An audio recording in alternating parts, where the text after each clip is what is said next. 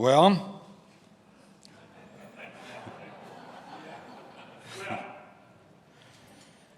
here we go again. Except it's not really the same as in 2016. Back then, most Democrats and Republicans were stunned by the results. In 2024, America knew precisely who they were voting for. Many tens of millions are no doubt disappointed, even disillusioned, but no one can credibly claim that they were shocked, that it came out of the blue like thunder on a clear day. One of my favorite Talmudic debates is only two short sentences. Yehuda Nasiah said, "As the leader, so the generation." The rabbis disagreed, arguing, as the generation, so the leader. Yehuda felt that the character of a leader will determine the morality of a generation from the top down. The rabbis argued the opposite. The character of the generation will determine and produce the leader from the bottom up. In other words, the people get the leaders they deserve. For better or for worse, this is the outcome America wanted, and we have gotten what we deserve. It's undeniable that the election of Donald Trump represents and reflects the will of the majority of the American people. His victory was clear, convincing, and comprehensive in both the Electoral College and apparently the popular vote. I note that this time around, the issue of electoral fraud dissipated the moment Georgia was called. I'm just saying. So all of a sudden, no one questioned the integrity of the vote. There were no hacked voting machines. Election workers didn't cheat. Millions of illegals didn't swarm the polling stations. See? When the vote is fair, Trump wins. Just what he said for the past 4 years.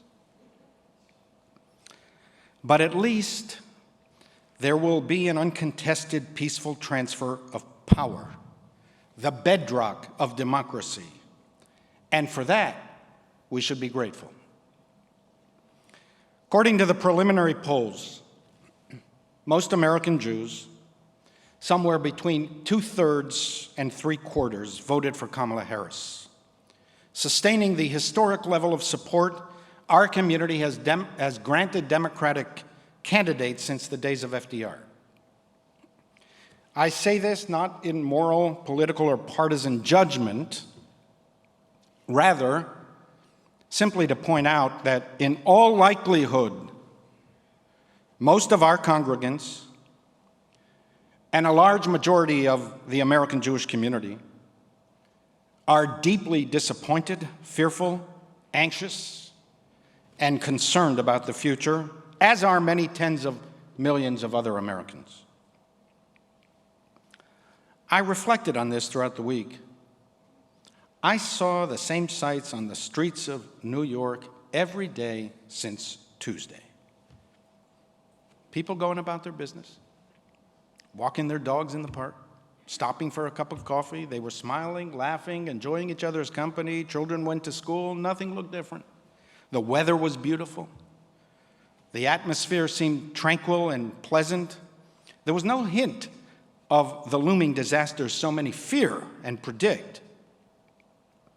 See, one might say to himself, we're fine, life is good, America will continue on its journey towards its manifest destiny. But I'm also aware that this is probably how Pompeii looked on August 23rd in the year 79. The day before the eruption. When the locals woke up on August 24th, that day probably seemed to them like any other day. The sun was shining, The streets were stirring, the shops were opening, the kids were on their way to school. Just another day in Pompeii. As you know, our synagogue does not engage in partisan politics. We do not endorse candidates. We have congregants on the right, congregants on the left, and congregants in the middle. It's not my business or the business of our community to inquire or pass judgment on how our congregants voted. We are, however, deeply concerned about and involved in policies. And we will continue to act and mobilize accordingly. Policies represent the collective morality of society. And if you want to influence policies, you must be prepared to engage in the political process, because politics is how we determine policies in this country. Judaism is an activist, involved religion. Pursue justice, relieve oppression, plead for the poor. There's no such thing in Judaism as abstract theology disconnected from the real lives of real people. Judaism is a religion of potency and protest. Jews are obligated, we do not have a choice, to speak about and act upon the moral challenges of our times. Now, for the rest of this sermon, no one will be entirely pleased. In our deeply polarized country and Jewish community, it's kind of an impossible task to speak 3 days after such a bitter and consequential election. If by the end of my remarks you feel frustrated or disappointed, join the crowd. Honestly, at times I'm not sure that even I agree with everything I say. Among the many worries I have for the months and the years to come, that include the economy, immigrants, reproductive rights, climate change, sustaining America's global leadership, and protecting our international alliances, I will offer 3 concerns that are at the top of my list, and I suggest to you that these should worry all of us no matter how you voted. 1, the preservation of democratic institutions. Institutions of freedom protect freedom. The Bible tells us that while the yearning for a king was accommodated, his power was not dictatorial. It was limited by the prophets, the priests, the laws, judges and magistrates, and by God, who would punish immorality and disloyalty. A full third of the book of Exodus is dedicated to the building of the Mishkan, the tabernacle. Now, if you were to ask someone, what is the book of Exodus about? They'd probably answer, what? Freeing the slaves, the 10 plagues, the splitting of the sea. Some might even mention Mount Sinai and the 10 Commandments. But few who are not learned in the Bible would respond or even know that a third of the book of freedom is filled with the most mundane description of constructing the tabernacle. And I always wondered why all these mind-numbing, eye-rolling details that only an architect would love. It teaches that human dignity, or in American terms, the right to life, liberty, and the pursuit of happiness endowed by our Creator in every human being, is dependent on the small and tedious details of constructing and maintaining institutions of freedom. Undermining the electoral process, the media, the Justice Department, the courts, polarizing and pitting Americans against each other, politicizing the civil service, These constitute a grave threat to America. Moreover, mindful of all the checks and balances that our founders created, in the end, democracy rests on fidelity to democratic norms. It's why even the most aberrant rhetoric from people in authority weakens the spirit and eventually the fortresses of freedom. I pray that the dangers so many fear will not materialize in years to come, but we must stay ever vigilant.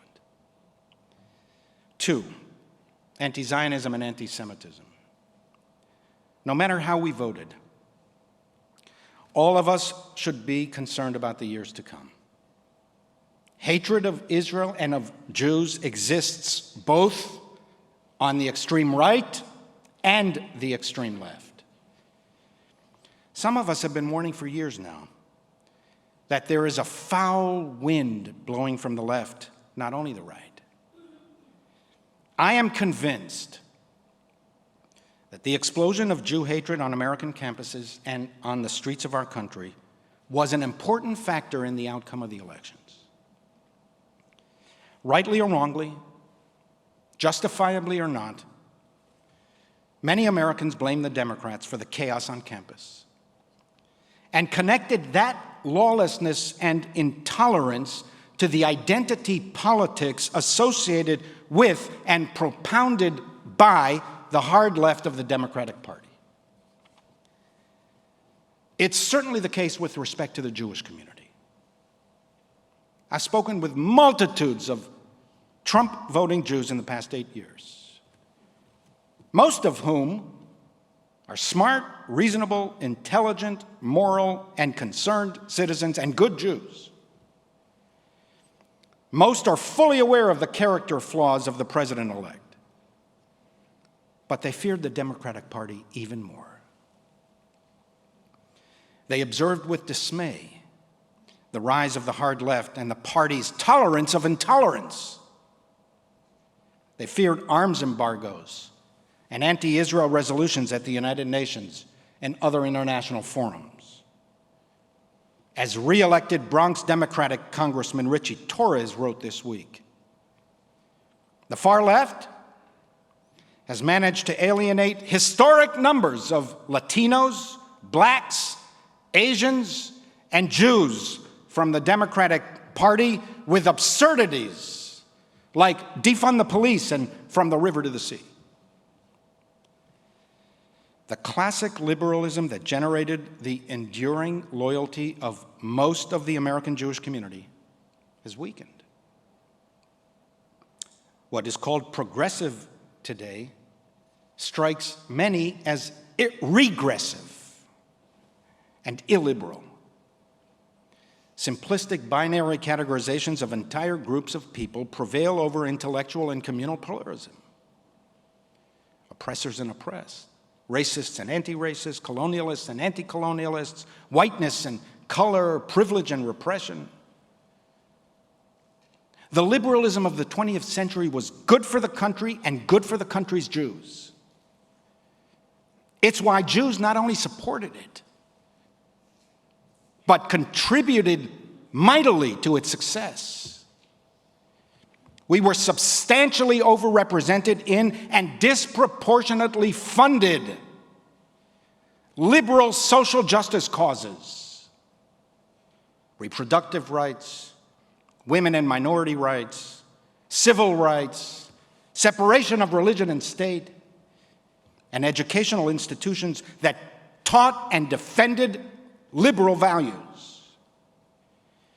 We understood that these were consistent with the Jewish values of human dignity and liberty. Abandonment of the liberal order is never good for Jews.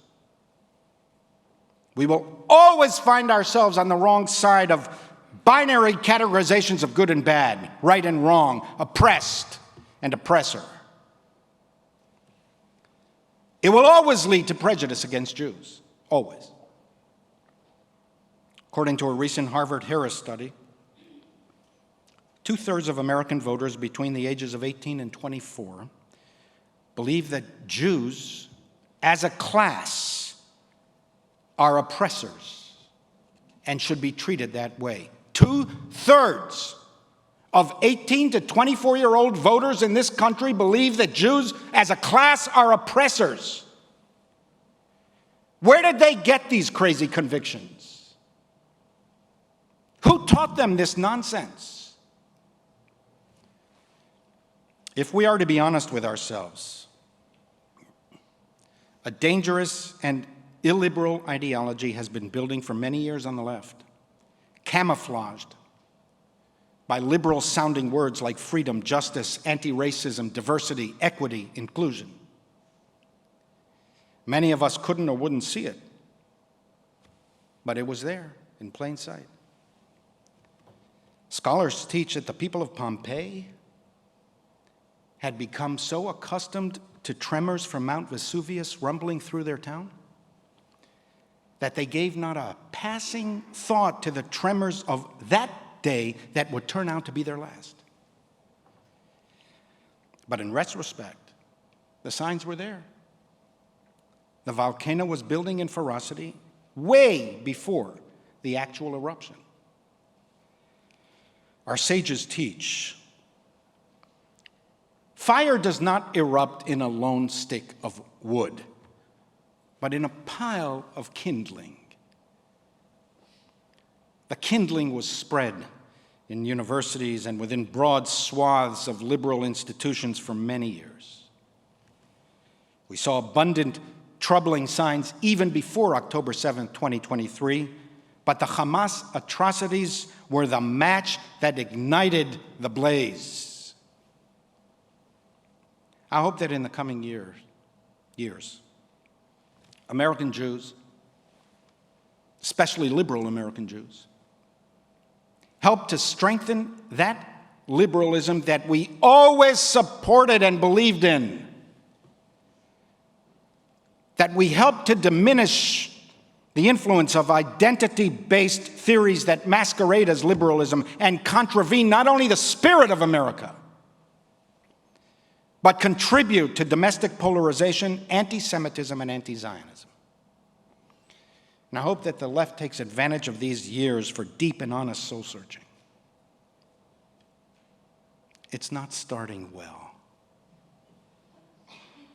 I saw an article in the New York Times today, I don't know if you caught it, by a prominent anti-Zionist, arguing that it was the Biden administration's unwillingness to impose an arms embargo on Israel that sank the Harris campaign.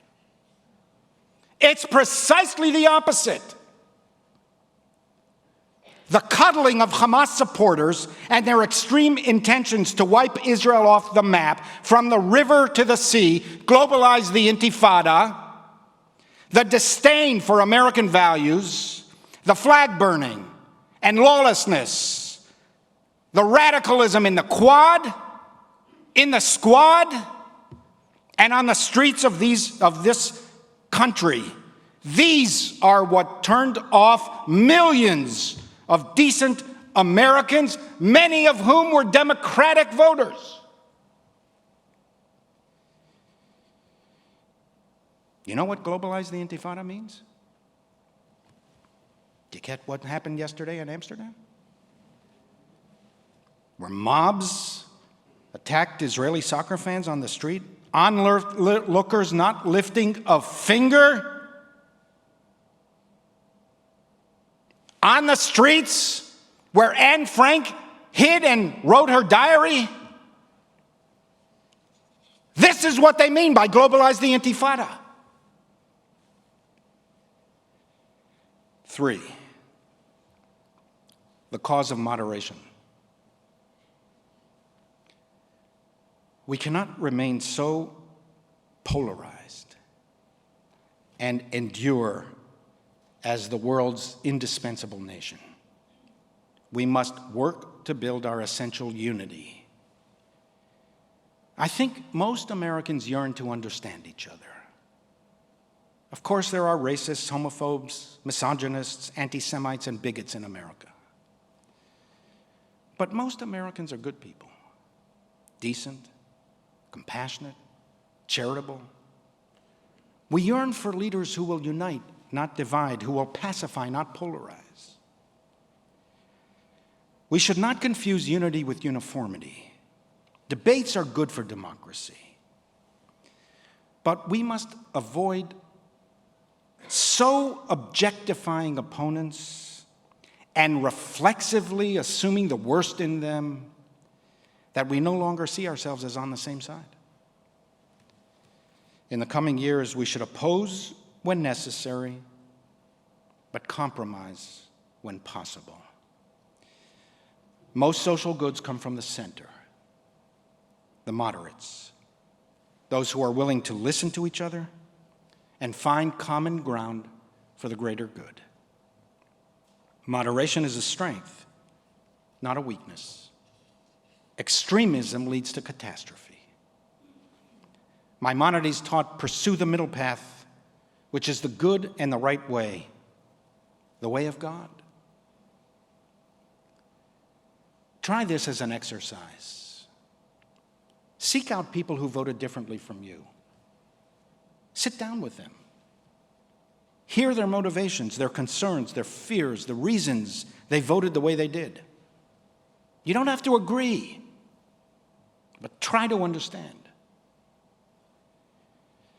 And a final word to those, obviously the majority of American Jews, who are disappointed with the results and are deeply worried about the coming years. The heaviness you now feel will lift. Give yourselves time. You will soon feel yourself coming back to yourself. Trust your innate strength. Get back on your feet. Get back into the arena. Perhaps roughed up a bit, but ready to resume the struggle to do right for the sake of right. Do not lose faith in American democracy. To live in a democracy is to be defeated often. The pendulum swings from victory to loss to victory again. There is no relaxing, only perpetual vigilance. Stay positive, be constructive, and do not begrudge these years. We get better through struggle. There is nothing that inspires us more than the fight for principle, moral sentiment, and grim resolve that lift the heart and feed the pure running waters of the wellsprings of life itself. We do not seek, nor do we expect, a challenge-free world. We do not seek to empty challenge from our lives, but to challenge the emptiness of life. Not to escape struggle, but to struggle with escapism. We should want our fight to count, to mean something. Amidst the challenges of the years ahead lay opportunities for sacrifice and service and ennobling struggle. I end with this verse from Jeremiah the prophet in solemn prayer for years to come. Dirshu et shlom ha'ir asher regleti etchem shama vehitpalelu ba'ada ki vishloma yeh lachem shalom. Pray for the welfare of the country where you reside. Work for its peace and prosperity, for in its well-being, you too shall find peace.